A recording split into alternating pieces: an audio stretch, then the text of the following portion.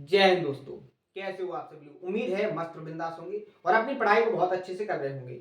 अपना जो मेंसुरेशन के अंदर कॉन्सेप्ट चल रहे हैं वो किसी भी ट्रायंगल की जो पेरीमीटर है, एरिया है, इसको कैसे फाइंड करें, इन सभी कॉन्सेप्टों की जो टाइप्स हैं उन सभी कॉन्सेप्ट को बहुत अच्छे से समझाने की कोशिश की है। उन पर जो लैंग्वेज के क्वेश्चन क्रिएट होते हैं, किसी भी टाइप की लैंग्वेज है, हर एक टाइप की लैंग्वेज के क्वेश्चन को मैंने प्रैक्टिस करवाने की कोशिश की है। उम्मीद है आप सभी लोगों को वो सारे कॉन्सेप्ट, सारे टाइप बहुत अच्छे से समझ में आए होंगे। आज उससे आगे का जो कॉन्सेप्ट है, लास्ट के सेशन में मैंने आपको जो समझाया था वो इक्विलेटरल ट्रायंगल का जो कॉन्सेप्ट है कि उस ट्रायंगल की जो हाइट है उसका कॉन्सेप्ट क्या है, उसका जो पेरीमीटर है उसको कैसे फाइंड करें, और इक्विलेटरल ट्रायंगल का क्या है, उसका कॉन्सेप्ट क्या होता है। इन तीनों कॉन्सेप्टों को बहुत अच्छे से समझा था और इनका प्रूफ भी मैंने बहुत अच्छे से समझाने की कोशिश की थी। सबसे पहले आपको डायग्राम समझाया था, डायग्राम के अंदर हर एक कॉन्सेप्चुअली जो डायमेंशन है, जो साइड्स है, उनको समझाने की कोशिश की थी, डिनोट करके भी बताया था। उसके बाद मैंने आपको यहाँ पर उसका कंप्लीट प्रूफ समझाया था और इस टाइप के कॉन्सेप्ट पर किस लैंग्वेज से क्वेश्चन क्रिएट होते हैं उन सभी क्वेश्चनों को मैंने यहाँ पर प्रैक्टिस करवाने की कोशिश की थी। उम्मीद है आप सभी लोगों ने इन सभी कॉन्सेप्चुअली क्वेश्चनों की प्रैक्टिस एक बार खुद से करने की कोशिश की होगी, क्योंकि आप जितनी ज्यादा प्रैक्टिस करोगे आपके लिए उतना ही ज्यादा बेनिफिट होगा। क्योंकि आप एग्जाम में अगर क्वेश्चन को सॉल्व करना चाहे तो वो विद इन टाइम के अंदर, तो उसके लिए सबसे ज्यादा इंपॉर्टेंट होता है कि आप हर एक क्वेश्चन की प्रैक्टिस मैक्सिमम टाइम तक करो। आप अगर किसी भी टाइप के कॉन्सेप्ट पर प्रैक्टिस सबसे ज्यादा करते हो तो आपको वो कॉन्सेप्ट बहुत अच्छे से ऑब्जर्व भी होने लगता है और आप उसका सॉल्यूशन विद इन टाइम के अंदर निकालने लगोगे। बात समझ में आई? तो आपको प्रॉपर तरीके से हर एक कॉन्सेप्चुअली क्वेश्चन की प्रैक्टिस भी करना है। मैं किसी भी टाइप के क्वेश्चन की लैंग्वेज को नहीं छोड़ता हूँ, हर एक टाइप की लैंग्वेज को मैं आपको समझाने की कोशिश करता हूँ कि एक कॉन्सेप्ट पर कितने टाइप की लैंग्वेज से क्वेश्चन को क्रिएट किया जा सकता है, जिससे आपके माइंड में वो डाटा सेट हो जाए, वो लैंग्वेज सेट हो जाए कि अगर आपने कोई कॉन्सेप्ट सीखा है तो उस कॉन्सेप्ट से किस टाइप के क्वेश्चन क्रिएट हो सकते हैं। बात समझ में आई कि नहीं आई? यहां तक तो हो गई अपनी लास्ट सेशन की बात। तो जो नए स्टूडेंट्स हैं उनसे मेरा एक रिक्वेस्ट है कि आप क्या काम करें, जो लास्ट का सेशन हो गया है उन सभी सेशनों को प्रॉपर तरीके से कंप्लीट कर लें, उनके प्रॉपर तरीके से नोट्स भी बना लें और उनका रिवीजन भी करें। उसके बाद यहां से क्या करें, कंटिन्यू करें। तो आज का जो हेडिंग है उसको बना लीजिए। सेकंड नंबर का कॉन्सेप्ट है, क्या है, isosceles triangle. Isosceles triangle Hindi में लिखोगे क्या, समद्विबाहु त्रिभुज।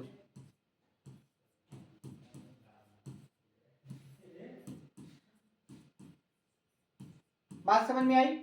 यहां पर आप जो कॉन्सेप्ट समझोगे वो आइसोसेलेस ट्रायंगल यानी कि समद्विबाहु त्रिभुज से रिलेटेड समझोगे। कैसे कि जो समद्विबाहु त्रिभुज है, जो आइसोसेलेस ट्रायंगल है, उसकी हाइट क्या होती है, उसका एरिया का फॉर्मूला क्या होता है, उसका पेरीमीटर क्या होता है, इन तीनों कॉन्सेप्टों को आप कैसे फाइंड करो, इनका प्रूफ भी मैं आपको बहुत अच्छे से समझाऊंगा और इनकी कॉन्सेप्ट को किस तरीके की लैंग्वेज को क्रिएट करके एक क्वेश्चन को क्रिएट किया जाएगा, इन सभी क्वेश्चनों की प्रैक्टिस भी कराऊंगा। तो बहुत ध्यान से इसको समझने की कोशिश करना। सबसे पहले आप डायग्राम को समझो।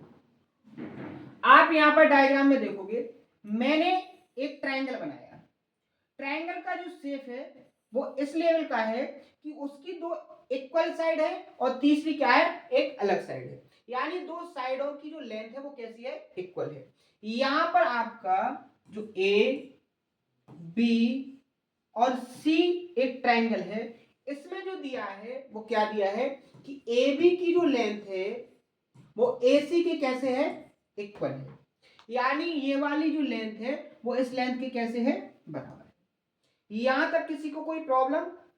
दूसरी बात आप यहां देखोगे, मैंने आपको बताया है कि अगर आपको इक्वल साइड दी जाए तो उनके अपोजिट एंगल कैसे होते हैं, इक्वल होते हैं। आप देखोगे ए बी के सामने आपका एंगल अगर थीटा है तो आपका AC के सामने जो एंगल होगा उसकी भी वैल्यू क्या होगी, यहां पर थीटा होगी। बात समझ में आई कि नहीं आई? प्रॉपर तरीके से समझने की कोशिश करना। तो यहां पर आपका क्या हो जाएगा, एंगल B की जो लेंथ होगी वो एंगल C की लेंथ की कैसे हो जाएगा, इक्वल हो जाएगा।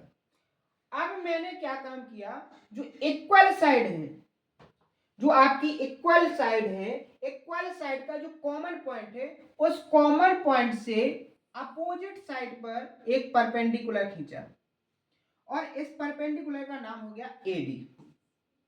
ठीक है, परपेंडिकुलर का मतलब क्या होता है, 90 डिग्री के एंगल पर। कितने डिग्री का एंगल बनाना है, 90 डिग्री का। यहां तक आपको समझ में आया कि नहीं आया? अब देखो, मान लीजिए आपको ए बी की लेंथ स्मॉल ए, तो एसी की भी लेंथ क्या हो जाएगी आपकी, स्मॉल ए। बात समझ में आई?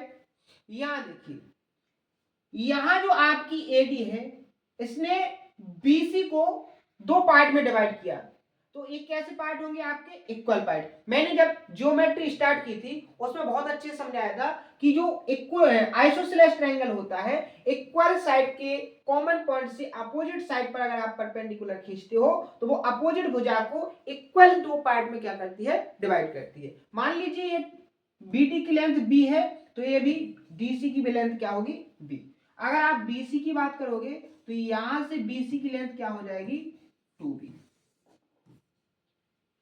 बात समझ में आई? अब देखो आगे,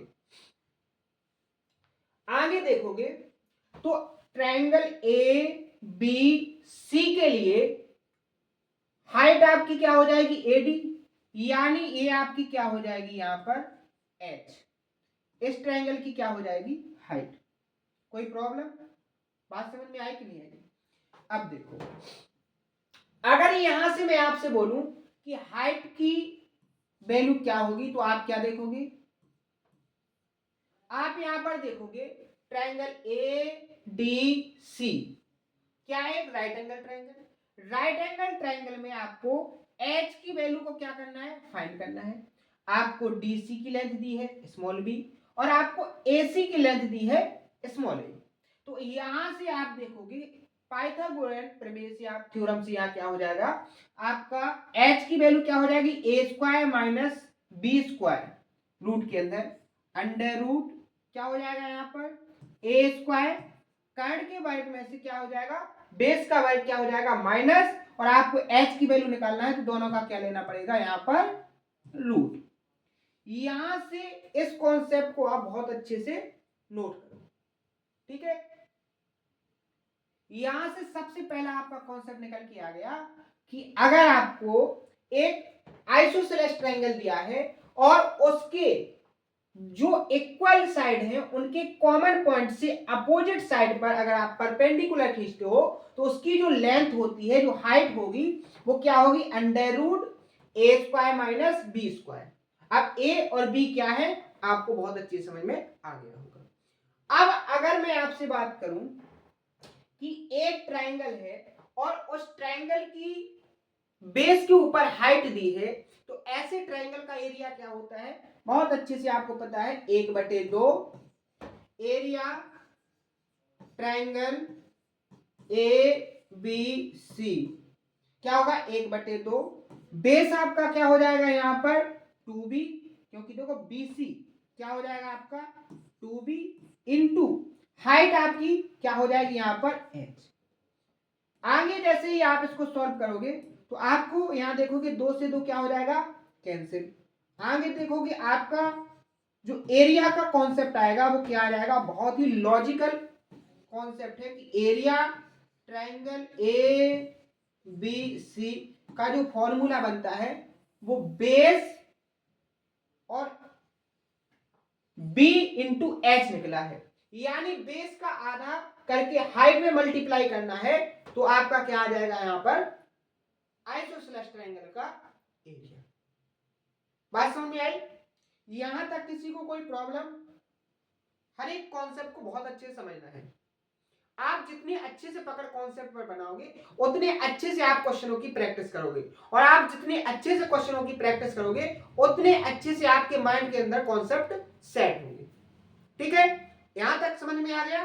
अब जैसे अगर बात करें एग्जाम्पल की, एग्जाम्पल के लिए आप यहां देखो, मैंने एक ट्रायंगल की 3 साइड ली, क्या मान लीजिए 13 13 और 10 एक ट्रायंगल है जिसकी दो इक्वल साइड क्या है 13 13, और जो नॉन इक्वल साइड है उसकी वैल्यू कितनी है 10 है। आप यहां देखो, ये आपके सामने एक इक्विलेटरल ट्रायंगल बना, ये आपके सामने जो इक्विलेटरल ट्रायंगल है, इसकी भी लेंथ कितनी हो गई 13 और इसकी भी लेंथ कितनी हो गई 13 और आपकी जो नॉन इक्वल साइड है इसकी लेंथ कितनी हो गई 10। अब आपको यहां पर इस इक्विलेटरल ट्रायंगल की अगर हाइट निकालना है तो इक्वल साइड का जो कॉमन पॉइंट है यहां पर आप देखोगे ये परपेंडिकुलर खींचा, तो ये 10 को दो भागों में डिवाइड करेगा, ये भी आपकी 5 हो जाएगी और ये भी आपकी 5 हो जाएगी। कॉन्सेप्चुअली क्लियरिटी के साथ मैंने इसको प्रूफ के साथ बताया था, अब आपको यहाँ एक्सप्लेन नहीं कर सकते उसको, ठीक है। अगर आपको समझना है तो लास्ट के सेशन को देखना पड़ेगा, ठीक है। अब आप यहाँ देखो, आपका अगर यहाँ पर डी पॉइंट हो गया, अब मैं आपसे पूछूं यहाँ पर कि ट्रायंगल ए बी सी की आपको हाइट फाइंड करनी है, तो क्या आप यहां से हाइट फाइंड नहीं कर पाओगे, ऊंचाई निकाल लोगे कि नहीं निकाल पाओगे? बिल्कुल निकाल लोगे। कैसे? आप ट्रायंगल ए डी सी में देखोगे, ये आपका क्या हो गया यहाँ पर राइट एंगल ट्रायंगल, और राइट एंगल ट्रायंगल में आप यहाँ पर देखोगे क्या कि आपको डीसी की लेंथ दी है और एसी की लेंथ दी है, आपको एडी की लेंथ फाइंड करना है, तो आपको एक ट्रिपलेट्स आपके माइंड में आ गई होगी 5, 12 और 13, यानी आपका जो हाइपोटेनियस है अगर 13 है और राइट एंगल ट्रायंगल की एक साइड 5 है, तो तीसरी साइड आपकी कितनी होनी चाहिए 12। ये ट्रिपलेट्स मैंने आपको कंप्लीट करवाए हैं, कम से कम 15 या 18 के समथिंग मैंने आपको ट्रिपलेट्स कंप्लीट करवाई थी, और मैंने आपसे कहा था कि इन ट्रिपलेट्स को बहुत अच्छे से आपको लर्न करना है, बहुत अच्छे से याद रखना है, क्योंकि इन ट्रिपलेट्स में बहुत सारा कॉन्सेप्चुअली डाटा सेट किया जाता है, चाहे आपका एडवांस मैथ हो चाहे आपका अरिथमेटिक्स मैथ हो, दोनों मैथ में इन कॉन्सेप्ट का जो पाइथागोरन ट्रिपलेट्स है बहुत ही इंपॉर्टेंट रोल है। आप बड़ी बड़ी कैलकुलेशन को बहुत आसान वे में सॉल्व कर सकते हो अगर आपकी ये ट्रिपलेट्स आपके माइंड में सेट है। बात समझ में आ गई? अब यदि मैं आपसे पूछूं कि आप एरिया ऑफ ट्रायंगल एबीसी को निकालो, तो आप सेकंड में निकालोगे, क्या हो जाएगा यहाँ पर डीसी इंटू हाइट, क्योंकि बेस का आधा करोगे तो क्या आएगा आपका 5 और हाइट आपकी क्या हो जाएगी 12, तो एरिया क्या हो जाएगा 12 पंचे 60 वर्ग इकाई, क्या हो जाएगा वर्ग इकाई। जैसे मैं एक और एग्जांपल आपको समझाऊं, यहां से देखो, यहां देखोगे अगर आप 41, 41 और 9, सॉरी यहां 18, और आपको इस ट्रायंगल की क्या निकालना है एरिया निकालना है। क्या निकालना है एरिया, कोई दिक्कत नहीं, बहुत आसान तरीके से आपकी साइडों की जो लेंथ है वो चेंज हो चुकी है। यहां पर आपकी दो इक्वल साइड 41 41 हो गई, और तीसरी जो नॉन इक्वल साइड है इसकी लेंथ कितनी हो गई 18, तो ये भी आपकी 9 हो जाएगी और ये भी आपकी 9 हो जाएगी। अगर मैं आपसे पूछूं यहाँ पर कि हाइट आपकी क्या होगी, तो आप यहां से हाइट को फाइंड कर लोगे कि नहीं कर पाओगे? बिल्कुल फाइंड हो जाएगी। यहां देखो ए डी सी आपका क्या बन गया राइट एंगल ट्रायंगल, हाइपोटेनियस की वैल्यू कितनी हो गई 41, एक साइड आपकी 9, तो एक ट्रिपलेट्स आपकी आ गया होगा 9, 40, 41 बिना किसी, और जो निकालना चाहता है वो पाइथागोरस से निकाल सकता है, कितनी आएगी आपकी 40, और एरिया आपका क्या हो जाएगा यहाँ पर ट्रायंगल एबीसी का क्या हो जाएगा 40 इंटू 9, क्या हो जाएगा 360 वर्ग इकाई। बात समझ में? तो ये था कॉन्सेप्ट आपको, तो दोनों कॉन्सेप्ट आप लोग प्रॉपर तरीके से लर्न करना। सबसे पहले तो जो इक्विलेटरल ट्रायंगल है उस ट्रायंगल की जो हाइट, एरिया, पेरीमीटर, तीनों को कैसे फाइंड करना है, इन तीनों कॉन्सेप्टों को प्रॉपर तरीके से उनके प्रूफ को भी समझना, क्योंकि इसके प्रूफ पर भी बहुत सारे क्वेश्चन क्रिएट होते हैं। और दूसरा जो कॉन्सेप्ट है वो है आपका आइसोसेलेस ट्रायंगल, इसका पेरीमीटर, इसका एरिया कैसे फाइंड करें, दोनों कॉन्सेप्ट मैंने आपको बहुत अच्छे समझाए हैं। कल इन दोनों कॉन्सेप्ट पर जो क्वेश्चन बने हैं लास्ट ईयर के एग्जाम्स में पूछे गए क्वेश्चन है, उन सभी क्वेश्चनों को प्रॉपर तरीके से कंप्लीट करेंगे और आगे के सेशन को स्टार्ट करेंगे। तो आज के सेशन में इतना ही। अगर कोई डाउट हो या कोई कंफ्यूजन हो तो उसको कमेंट बॉक्स में जरूर बताएं। अगर सेशन पसंद आए तो उसको ज्यादा से ज्यादा शेयर करें। आज के लिए इतना ही, मिलते हैं नेक्स्ट सेशन में। थैंक यू, धन्यवाद।